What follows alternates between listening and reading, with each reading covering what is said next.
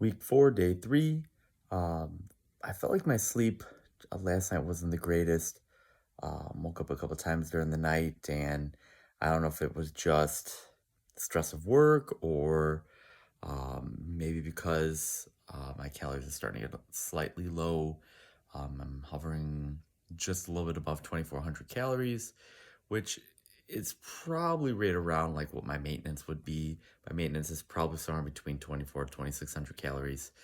But I don't know. I still had awesome energy this morning for my leg workout, which I hate leg day, but it's such an important workout. Plus, working out your legs, no one or not many people like doing leg day. But what it does is for me mentally, I'm like, okay, if I can do this workout, any problem that comes up throughout today, it'll be nothing compared to having to do squats and lunges and all that fun stuff. But uh, felt pretty good. Didn't feel hungry at all today.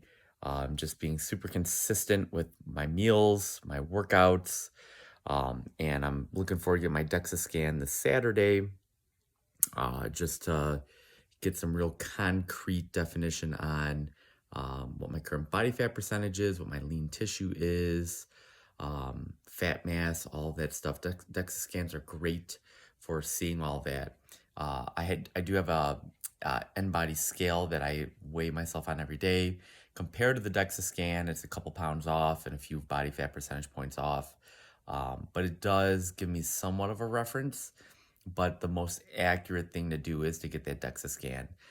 If you just do a Google search like DEXA scans near me, DEXA scans in my area, you might be able to find some places that do it. There might even be some gyms that do have a DEXA scan. And what it is, it's this bed that you lay on, and then there's this mechanical arm that just will go over you very slowly back and forth, and it scans you. And the whole thing takes, I don't know, 4 to 6 minutes. But it gets a really nice reading on your bone density, the different types of fat that you have, either your adipose fat, which is a fat that we can see on the outside of our bodies, and then your visceral fat, which is a fat that's inside our bodies that cushions our organs, which that is very deadly fat because we can't see it. Um, and what's crazy is with visceral fat is if you're on a diet, it will sense that you're not getting enough energy, enough food in for it to keep growing. So it will actually send hunger signals to your brain and cravings to your brain to make you want to eat junk food so that way it can continue to grow. And so it's a very dangerous fat, your visceral adipose tissue, a visceral fat. So you want to make sure that that's in check. Last time I went in, I was in like the 90 something percentile for just having just enough visceral fat. Like if you look at sumo wrestlers, like you think they're these big fat guys that are wrestling, but if they were to get a DEXA scan, most of their fat would be adipose tissue, which is actually healthier fat, and that's there to just insulate you and to be there for when you are in a deficit or you are fasting and it needs the energy reserves. So adipose fat is fine.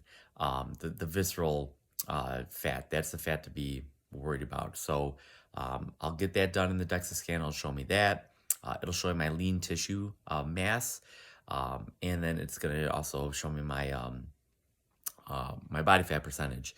It will also show you how much lean tissue and fat mass you have in your extremities, so both of your arms, both of your legs. So that way you can see if you do have some type of imbalance where one arm or one leg has slightly more muscle than another leg. So then you can always maybe adjust your training so that way you're trying to balance out your body. Last time I went in, I was like maybe a tenth of a point difference in my arms and a couple tenths in my legs. So not too bad.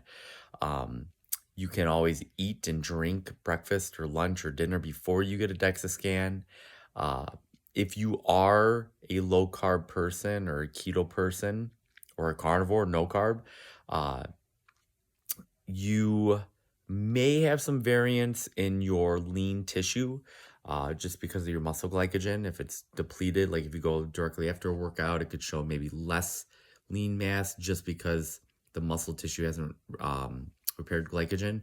On the flip side of that, if you do eat carbs, If you just had a bunch of carbs beforehand and drank some water, your muscle tissue is going to hold those carbs and water, and you could actually look like you have a little bit more lean mass than you really do.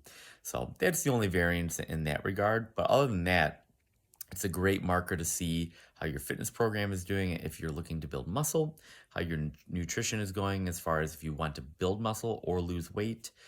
So it's the gold standard. Price range, it depends on the place. And again, if it's at a gym and if it's at a gym you belong to, it's probably free. But if you do go to some type of a wellness or health place that have them, you could be spending anywhere between $70 is about average, like 50 to 90 bucks. So it depends. And I'm gonna be going the last Saturday of each month, these 6 months. So this will be I had one done on the 30th of, or no, maybe yeah, 29th or 30th of December. So just shy of the new year.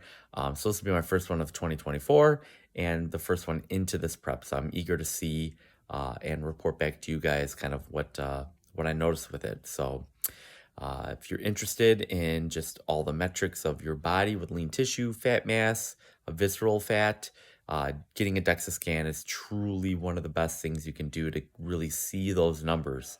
And then plan after you get those back and make some life changes. Keep it locked in here on my channel. Please like and subscribe and continue to follow along with me as I go on through this 26-week ketogenic bodybuilding prep.